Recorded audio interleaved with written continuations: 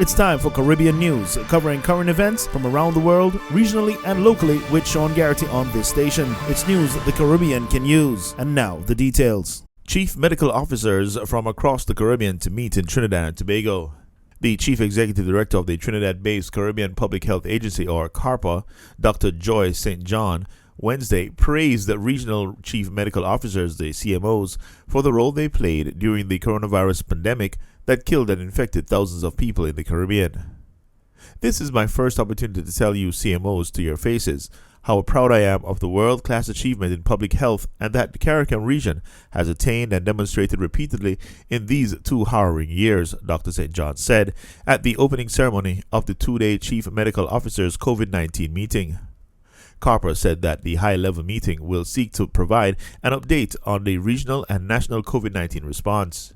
Additionally, it will discuss safe and sustainable strategic initiatives in the new era of COVID-19 and advise on optimal ways of working and responding to the ongoing challenges of COVID-19 and the resultant effects of the health status of their countries. The CARPA executive told the meeting that she was pleased with the turnout for the event, saying the meeting was taking place in Trinidad and Tobago because it is safe. New academy to ensure high-quality entertainment for tourism sector.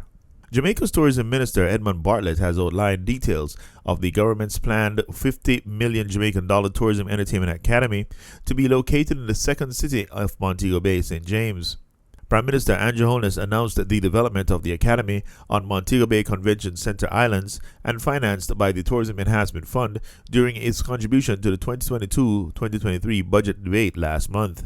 Making his opening contribution to the sectoral debate in Parliament, Bartlett said the Academy would be marketed as an attraction for visitors experience Jamaica's authentic cultural products. In alignment with the Blue Ocean strategy of the Ministry of Tourism, he added that the Academy would ensure the provision of high-quality entertainment to the tourism sector in the following areas: stage shows, festivals, theater, dance recitals, art exhibitions, museums, installations, galleries, street dances, and gig economy. Bartlett explained that the programs developed for the Academy should ultimately increase the opportunities for employment for Jamaican artists by strengthening their skills and providing exposure through showcases. Construction of the Academy will begin in this financial year. This portion of the news is brought to you by Fantastic DJs. For all your entertainment needs, it's fantasticdjs.com. In entertainment, music exec Nolan Baynes says, "Get better at working Grammy Awards system or build your own." Music executive Nolan Baynes says the Grammy Awards are not necessarily curated for reggae and dancehall music and insists that Jamaican music professionals either band together to support local entertainment award shows or fully participate in the American system by becoming members of the Recording Academy. Bottom line, white people or Grammy people will not sympathize with us. They created a system and it was not for us. Strategically, if the goal is to be accepted by them and their system, we have to be better at working their system. If we choose not to, we cannot be mad. Maybe we should consider creating our own award show, Baynes said. He was speaking to the affiliate World Music Views following a wave of controversial discourse about Soulja's Grammy win in the Best Reggae Album category at the 64th Annual Awards on Sunday. The Virginia-based band emerged as the winner ahead of Sean Paul, Spice, Itana, Gramps Morgan, and Jesse Royal, and the Academy faced backlash from several Jamaican artists and many reggae fans online. However, as recently as December 2020, dancehall megastar Shaggy had to reiterate his call for qualified Jamaican music professionals to become members of the Recording Academy in order to exert their influence on the reggae category. In business, Intel suspends business in Russia. U.S. chip maker Intel said on Tuesday it has suspended business operations in Russia, joining a slew of companies to exit the country following its invasion of Ukraine. Francis McGuire reports from Reuters. Intel has suspended its business operations in Russia.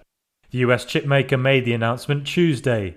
Intel is the latest company to leave the country following the start of the Russia-Ukraine conflict in February. The firm said it had implemented business continuity measures to minimize disruption to its global operations. In a statement, Intel said it, quote, continues to join the global community in condemning Russia's war against Ukraine and called for a return to peace.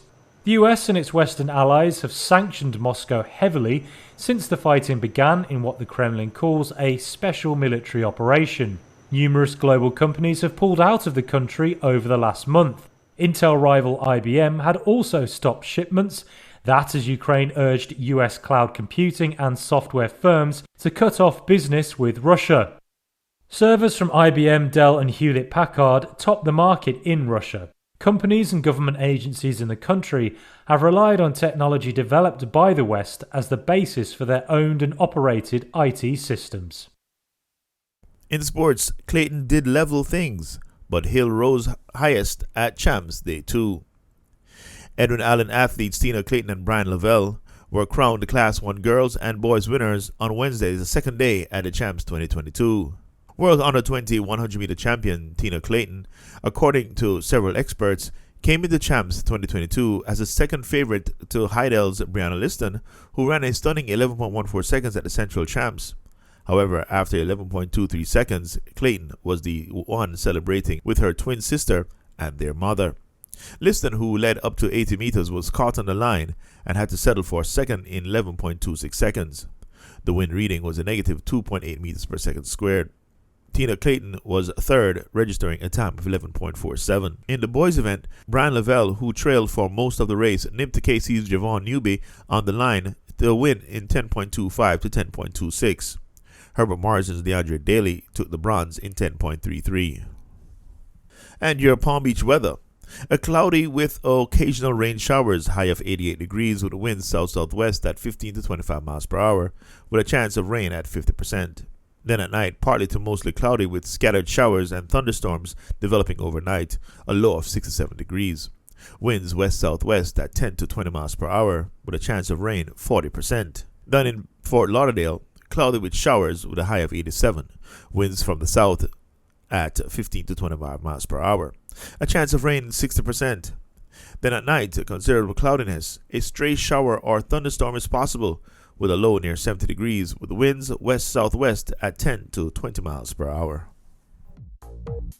And that was the news, entertainment, and sports with Sean Garrity. Be sure to stay tuned to this station for more news from around the world, locally, and the Caribbean.